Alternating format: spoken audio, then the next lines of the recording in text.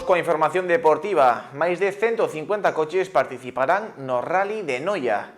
A proba disputarase entre o 4 e o 5 de abril e haberá novidades, xa que se recupera o tramo urbano e Rianxo e Dodro pasan a formar parte do percorrido.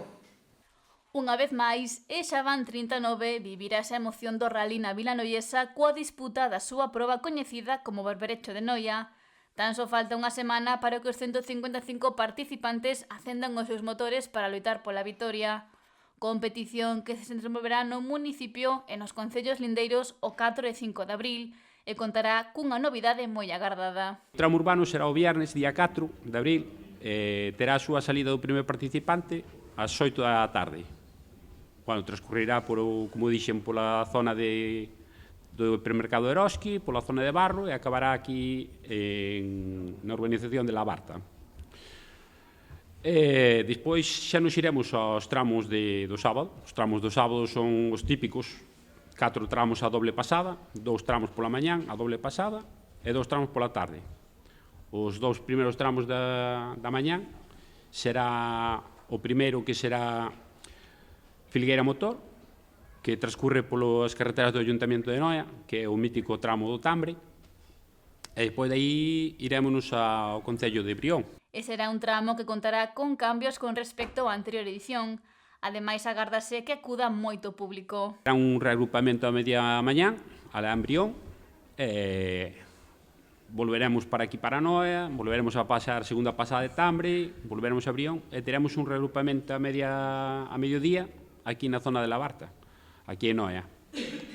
E con eso, nada, tomaremos xa o turno da tarde. O turno da tarde nos vamos ao Ayuntamiento de perdón, ao Ayuntamiento de Lousame, co tramo de Pavimentos Noia, que xa é un tramo mítico no noso rally. E dai iremos a novedade deste ano, que é o Ayuntamiento de Rianxo de Dodro. Acabamos o tramo de Lousame, o acabamos no Ayuntamiento de Rois, e este tramo novo tamén empeza no Ayuntamiento de Rois. O percorrido pasa por Dodro e a parte final do tramo discorre polo concello de Rianxo durante máis de 13,6 km. Darase 2 pasadas por estes tramos e logo o final desenvolverase en Noia, que será aproximadamente sobre as 9 da noite. Sorpresa deste ano? Bueno, é a lista de inscritos. Estaba claro que a Federación tiña un cupo de 140 coches, e, bueno, superámoslo un pouco, decidimos aceptar a todos, entonces nos quedan 155 inscritos o evento. Unha cantidad grande, pero, bueno, xa outros anos tuvemos por aí alrededor dese número, entonces é algo que podemos asumir ben e esperamos que sala todo correctamente. A proba, un clásico do calendario, conta coa roupo da Secretaría Xeral para o Deporte.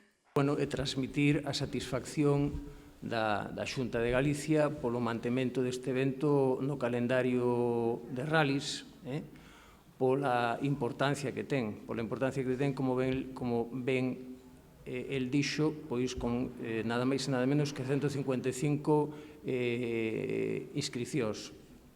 Importancia eu penso que tanto especificamente para o deporte de automobilismo como para o deporte galego en xeral e concretamente para o Concello de Noia e os concellos onde vai a pasar onde se vai desenvolver esta proba.